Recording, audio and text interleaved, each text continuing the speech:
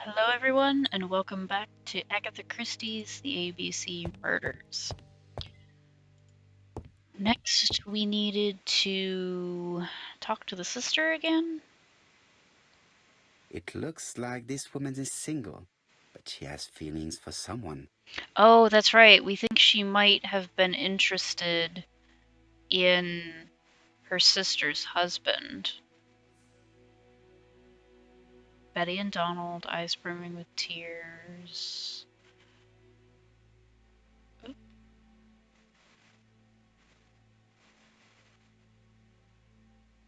No wedding ring. That zoomed in funny. That wasn't really her hand. That was kind of her chest. She is looking Okay. so intensely at this photo. But is it really a sister that she's studying in this manner? Okay. What had Betty planned to do with her evening? Okay, do I have enough information for that? I'm still missing 2 clues.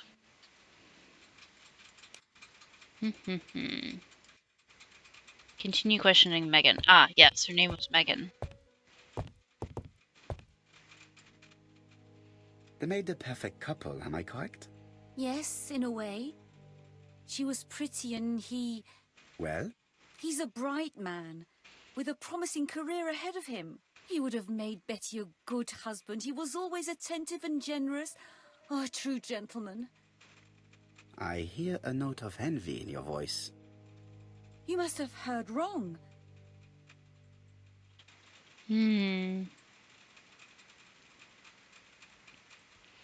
Ask if Donald was jealous or ask if Donald was in love with Betty. Let's ask if they were in Donald love. appeared to be very much in love with your sister. Yes, he was mad about her. Mad, you say? Being madly in love can often be destructive, and Mr. Fraser was known for being jealous, I believe. No more than average. Men are always slightly possessive, especially when they are with a pretty woman. Okay, so we picked right there. Accuse her of lying or ask her to cooperate. I kind of felt like she was cooperating as it was. But I don't know, let's try that. I am not your enemy, Mademoiselle Bernard. And you are not my friend either, Mr. Oops. Poirot, sir. That Yes, wasn't the right but your choice. lies are not helping Mr. Fraser, or you for that matter. Ask why she's protecting Betty's fiancé or inform her that the case is complex. I don't know. Protecting I know his? that Fraser was jealous, but I wonder why you feel the need to protect him. Protect him? I hope you're not suggesting... That you are Fraser's accomplice? There is nothing to suggest that, at least not yet. It would appear that your sister's murder is the second in a series that we have to stop as quickly as possible. The first was in Andover, and the same as your sister, the murderer sent me a letter informing me that a crime would be committed in that town. Now can I count on your honesty? Yes, you have my confidence, Mr. Poirot. Don is a quiet and sensitive young man. Slightly reserved, too. And as is often the case with reserved people, when he flew into a temper, he completely lost control. He could be so violent. Betty was frightened. And when was this? The first time was about a year ago. But they rowed more recently. Donald found out that Betty had lied to him. She said she was going out with a girlfriend, but she went out for dinner with a married man. It was an awful scene. She told him that until they were married, she was free to go with whoever she pleased. Donald turned quite pale and started shaking and kept saying one day... Well? he'd commit murder. Ask if Donald really could have killed Betty, or ask if she fears that Donald is a suspect. I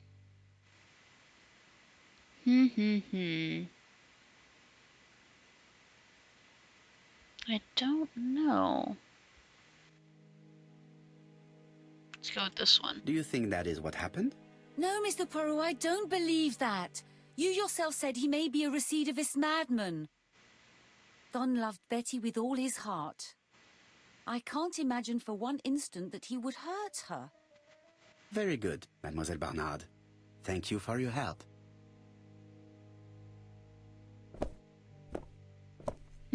Fraser is at the Ginger Cat. The police haven't spoken to him, but they want to. Très bien, Hastings. Let's see him now. Au revoir, mademoiselle. My deepest condolences to your parents. Of course, Mr. Poirot. And don't be too hard on Don. He's more fragile than he looks. If you say so. Was that violin always on the table? I didn't notice Let it. us now try and get our brain cells to work. Answer the unsolved questions. Okay. What had Betty planned to do with her evening? Probably planned to meet someone that evening. Used to go out a great deal. Betty lied to Donald about what she was planning to do the day before. Go out a lot. Lied. No? Not these? Okay. Out a great deal. Planned to meet someone. But he was seeing other men as well as Donald. Do they need to be in a certain order? No. I don't think that's it.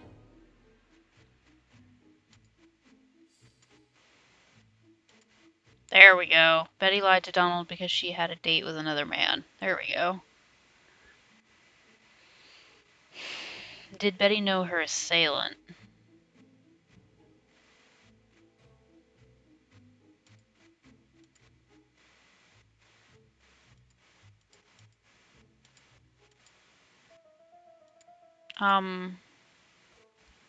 Man seduced Betty before taking her to the beach where he strangled her. Okay. Let us now try and get our brain cells to work. I don't know if that means then that she knew her assailant. I mean, that could be crime of opportunity, too. What is Megan Bernard's behavior hiding? Megan really liked Donald Fraser.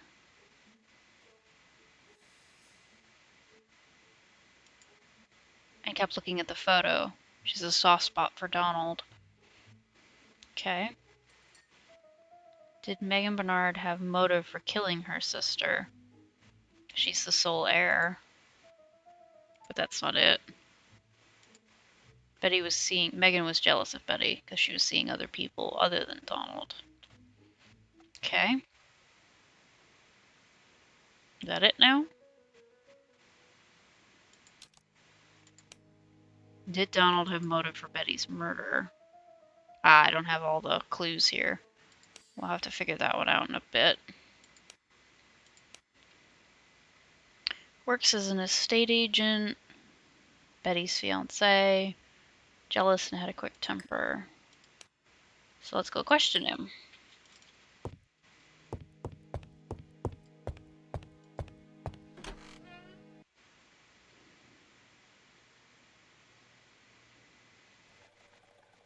I want to see something.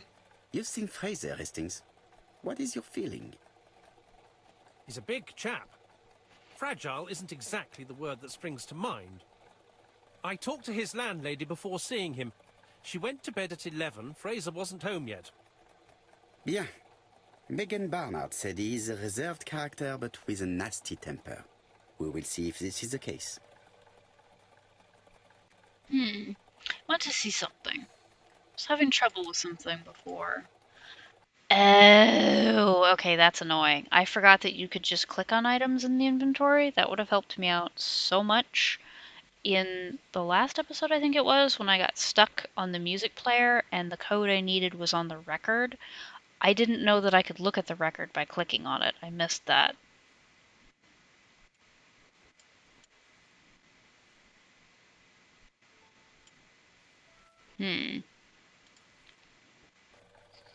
Okay.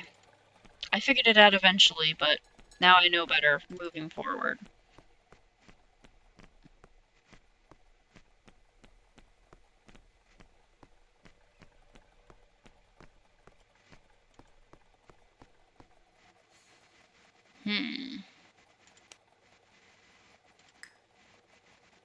They said he was in the Ginger Cat, right?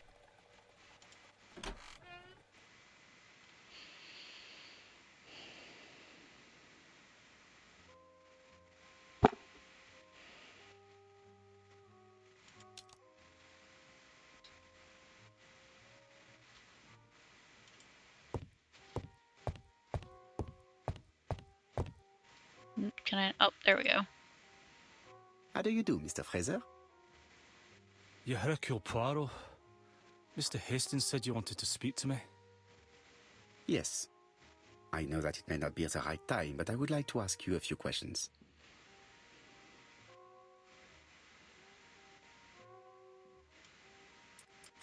Ah, let's have a look at him. This man looks suspicious. A little bit. But his wife did just die. White Horse Whiskey.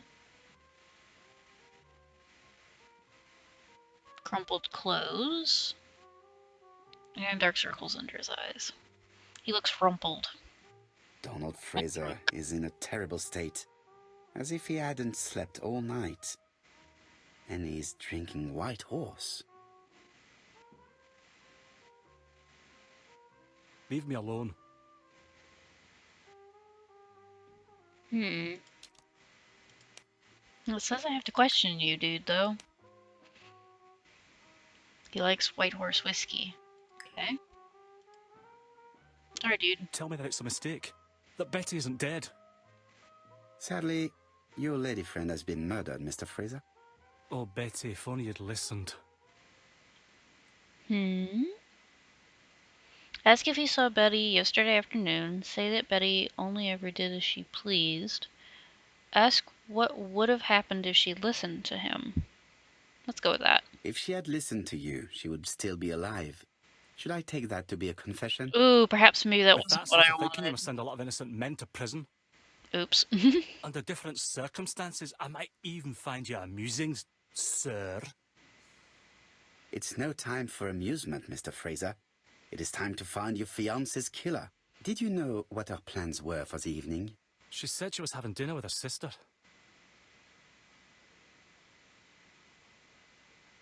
Specify that her sister was in London. Yet, Megan only returned to Bexhill this morning, Mr. Fraser. I didn't know. Right. May I ask you what you were doing yesterday evening? I spent the evening working. Your colleagues can confirm this? No, I often take work home with me. Point out that he doesn't have an alibi or accuse him of lying just like Betty. Therefore, you have no alibi, Mr. Fraser. That's right. But that doesn't make me a murderer, Mr. Poirot. I would like you to leave now, please.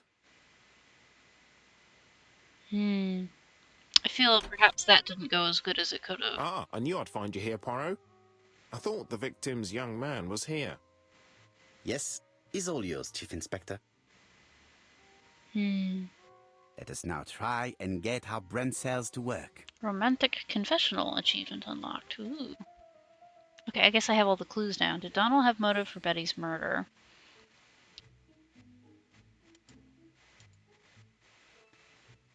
Betty used to go out a great deal and Donald was a violent man. Why did that not click?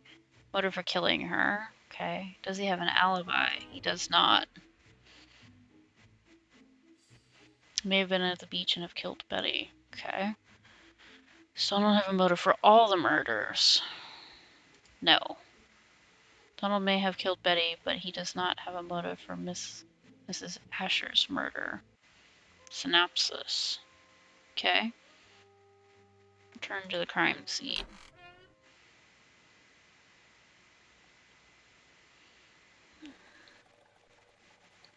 Fraser doesn't have an alibi and he's extremely jealous. You are very skilled at summing up. And yet you haven't asked Japp to arrest him. It is too soon. But I agree, without the letters announcing the crimes, Fraser would already be behind bars. Bon, I think we have enough elements. Let's reconstruct the events at the scene of the crime. Okay. I can't imagine how the murderer wasn't seen, though. Surely she must have struggled. Let us try and imagine the scene.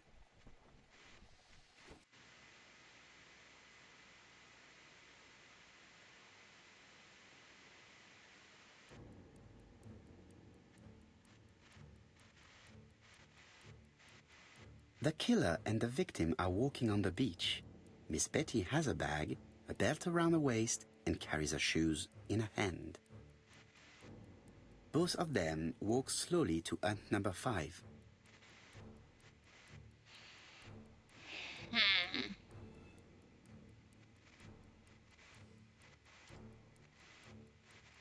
Both of them walk slowly to hut number 6.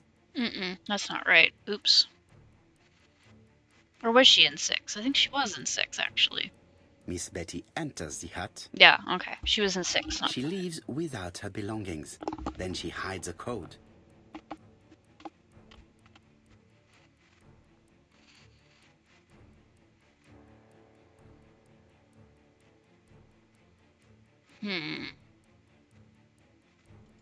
They keep walking.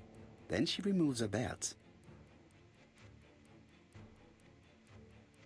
The murderer moves behind her and then attacks her by surprise.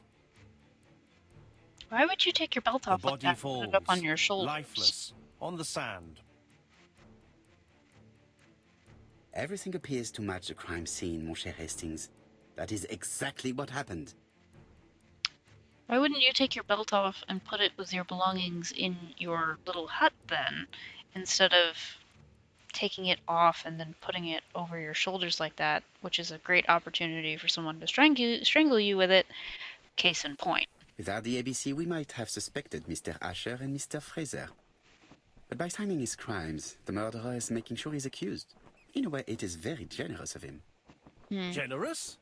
The murderer seduced Betty in order to lure her to the beach and kill her.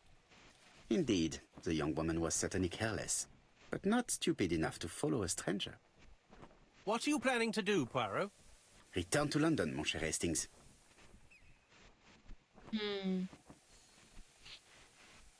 New objective, return to the crime scene.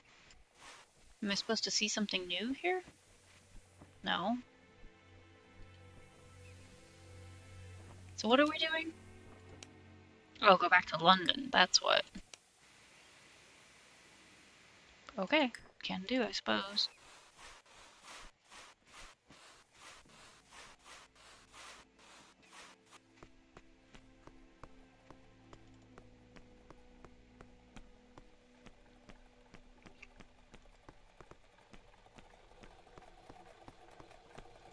Right, back to London. There is nothing more for us to do here. I'm coming, Poirot. According to the guide, the next train departs shortly. Cool. Right, back to London. There is nothing more for us to do here. You did just say that.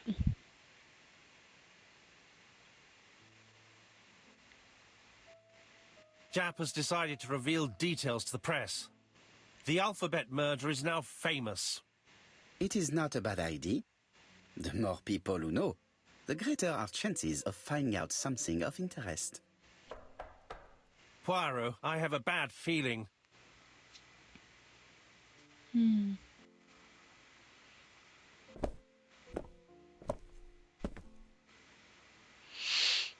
Poor Mr. Poirot, not so good at these little criminal matters as you thought yourself, are you?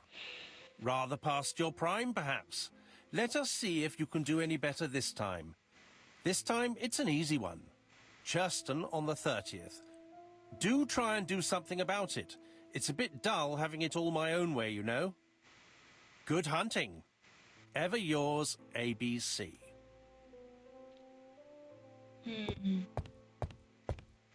Good hunting. Did you hear that, Poirot? The murderer seems to be taking it all as a game, a challenge. He will strike on 30th in Churston. We must warn Scotland Yard.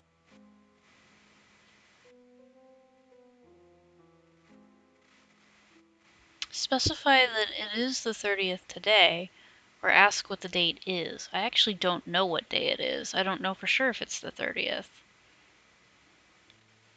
Oh, actually, I do know it's the 30th because there's a calendar right there set to the 30th. No time to lose. We must prepare our suitcases for Churston. Mon Dieu, it is already 10 o'clock. I will call Scotland Yard immediately. 10 o'clock in the morning or the afternoon?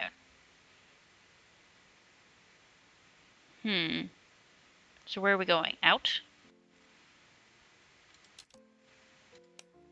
Call Scotland Yard. So the phone's over here. Oops.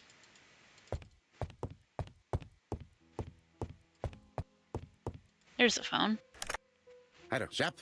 We received a new letter from ABC in the 10 o'clock post. Where and when? In Churston. Today. Today?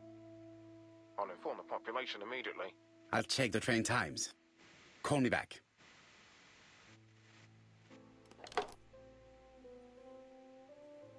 Prepare to leave for Churston. What does that entail? Shall I grab a fruit? It is not a good time. Okay. What is it? What do you mean prepare? What does that mean? Daily Flicker, July 30, 1935. ABC affair, no progress. The alphabet murderer is still on the run. Ever since the police found the connection between the Bexhill and Andover affairs, the inquiry has barely progressed. In this issue, we are publishing provocative letters sent by the killer to Hercule Poirot. Unfortunately, they have not yet helped to find him. Daily Flicker, July the 26th, 1935. The Bexhill Horror. Young maid strangled on the beach. Killer struck at midnight.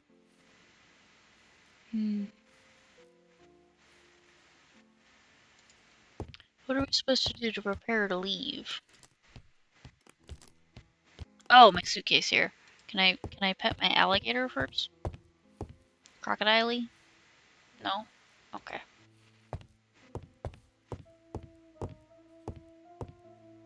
Hastings, what you are doing is an absolute disaster. That is no way to pack suitcases. Heavens, we must hurry. We have to get to Churston before the murder. Acknowledge that it is an emergency or point out that order is essential. I guess Hastings, order and method are always necessary, regardless of the circumstances. Okay. I'll let you pack them. don't know if that was the right choice, but I felt like it All was. the same, it really is a disgrace to leave your belongings in such a mess.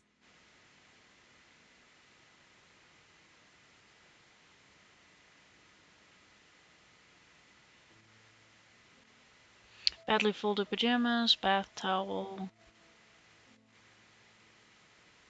badly closed toothpaste, unprotected bottles, odd socks.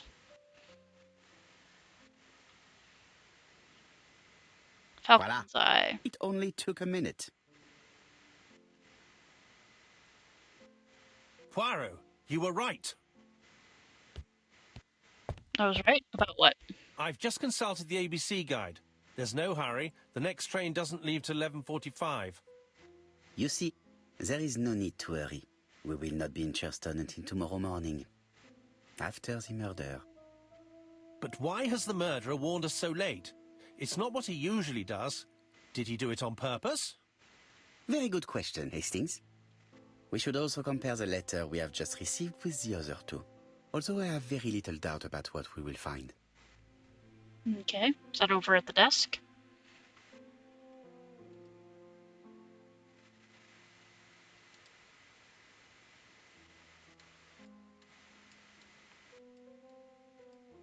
We've missed the 6:45 train, but we have plenty of time to catch the night train. Okay.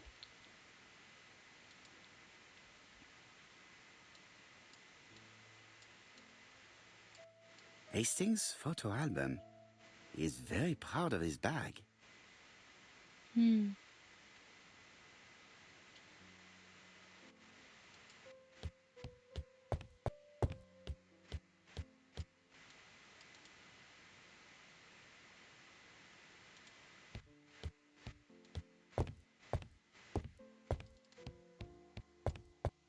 It is not a good time. I thought I'm supposed to compare the letters. Isn't that what he just said?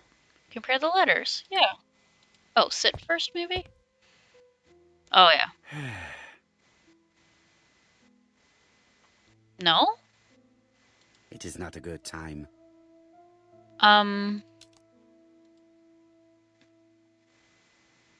Poor Mr. Poirot.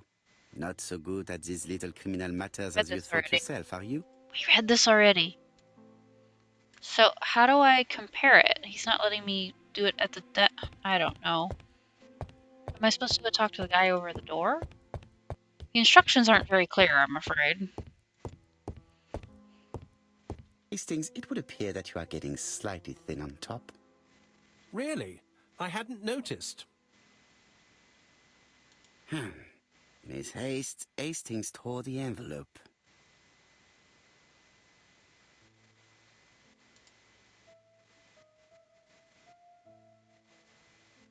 The address written on this envelope is wrong. The killer wrote White Horse Mansions. Is it a mistake?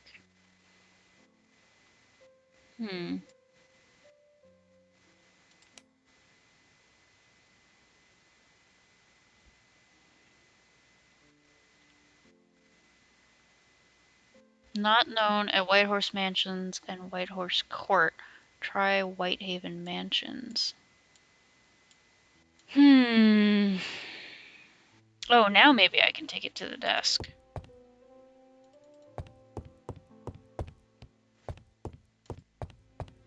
There we go, that's what I was missing. Let us compare this new letter with the second one. Let us examine this more closely. Certain characters in the two letters may have similar defects. Yes, this I is weird. Yes, the I characters in the two letters do indeed have the same defects. I have to find some other similar...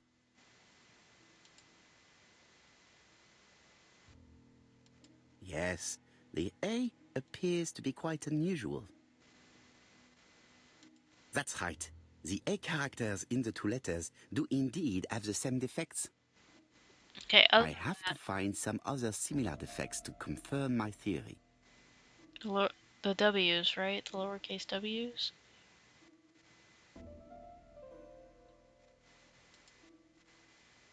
The W is not printed properly. Of course, the W characters in the two letters do indeed have the same defects. It's the same as last time. My theory was right. These two letters were written with the same typewriter. Even though it may be written with the same typewriter. Let us now try and get our brain cells to work. It doesn't seem as though it's the same person writing it, in my opinion, but why did the murder warn us so late?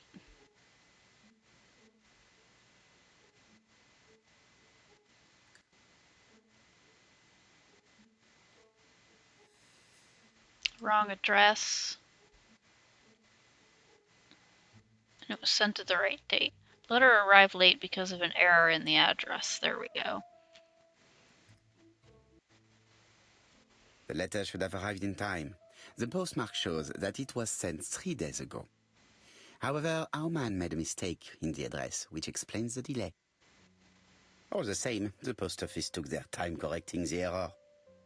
Come on, Poirot. Your address is not quite as well known as that of Scotland Yard. Poirot, the telephone. It must be Jack. Must be Jack. Yes, yes. Let's go. Let's go get it. Come on, go. Move. I have some news from Churchton. Bad news, I'm afraid. Sir Carmichael Clark was murdered while out on his evening walk. Sir Carmichael Clark. The name is familiar to me. He was a famous throat specialist, one of the best in London.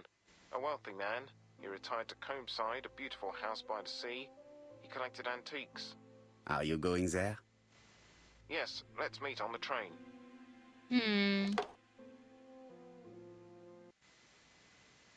Ooh, that's a long ride. Ooh, pretty. That fountain would actually be much louder than that, but okay.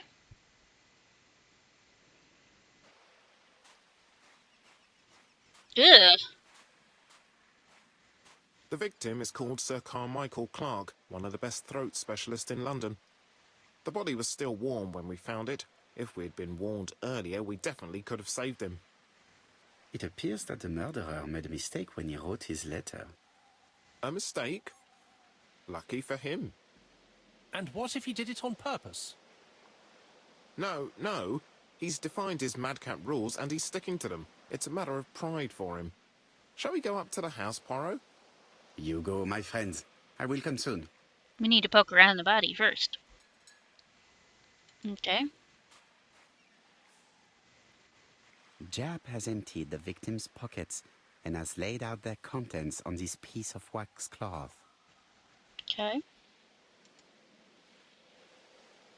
A ring with a crest on A it. signet ring, very probably with the Clark family's coat of arms.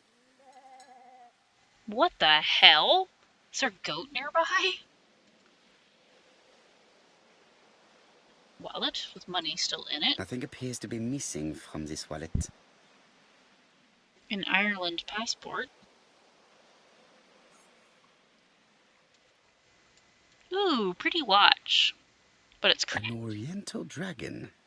It's an old piece, much older than the pocket watch on which it was fastened. A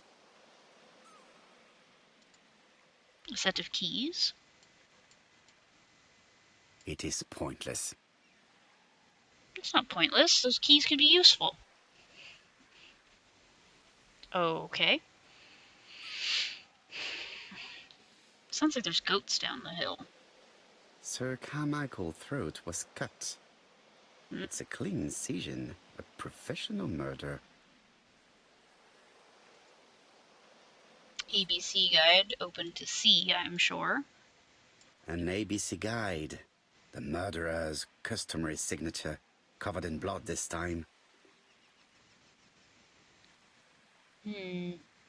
Apart from the wound to the throat, the body is untouched. No cuts, no bruises.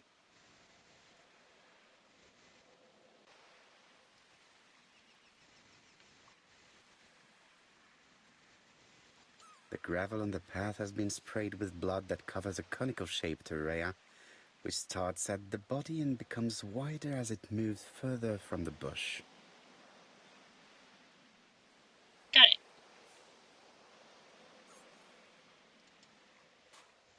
It's over here. This place is very calming.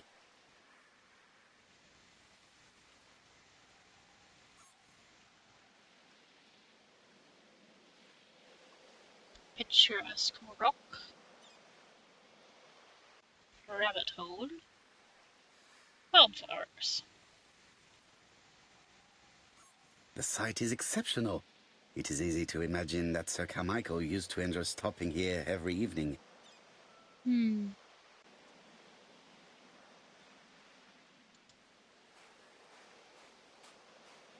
apparently more poking The around. body is just in front of a bush. One of the only bushes in the surrounding area. The vegetation behind the bush has been trampled. Let us now try and get our brain cells to work. Was they hiding behind the bush? Sir Carmichael. What was Sir Carmichael's position when he was killed? There's a wound with a clear outline. The zone soiled with blood goes conical shape area which extends away from the bush. Body is still warm, wearing a signet ring. Body was thrown in front of the only bush in the surrounding area. Blood spatter was away, clean strike. That is back to the bush. Sir Carmichael had his back to the bush when the killer cut the throat from behind. A fatal blow that sprayed blood over a range of more than 1 meter. Let us now try and get our brain cells to work. Did Sir Carmichael see his murderer? Had his back turned. Only 1 wound. Grass trampled behind the bush. Died without seeing who struck him.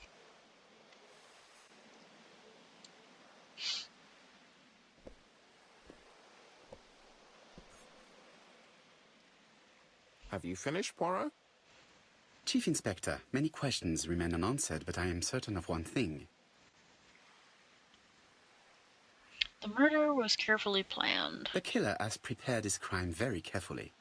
Quite right. He must have known Sir Carmichael's movements well to plan such an attack.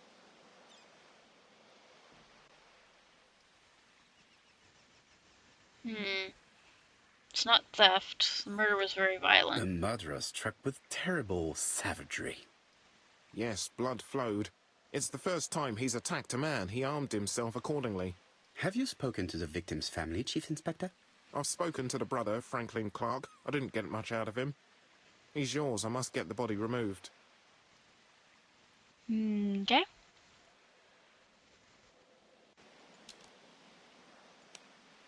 Victim's brother. Where is he at? I had better go up to Campside.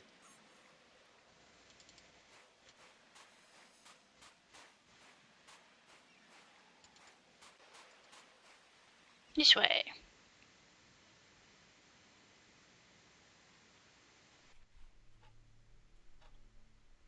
To be honest, this inspector seems rather obtuse. I'm counting on your friend Poirot to catch my brother's murderer. Ah, here he is now. Please, Mr. Poirot. Mr. Poirot, this is my brother's secretary, Miss Thora Gray. Pleased to meet you, Mr. Poirot. Would you like some tea? No thank you, mademoiselle. I find it hard to digest.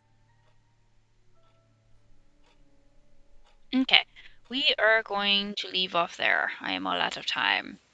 We shall figure out what is going on with this family in the next episode. Thank you so much for watching, and I'll see you then. Bye!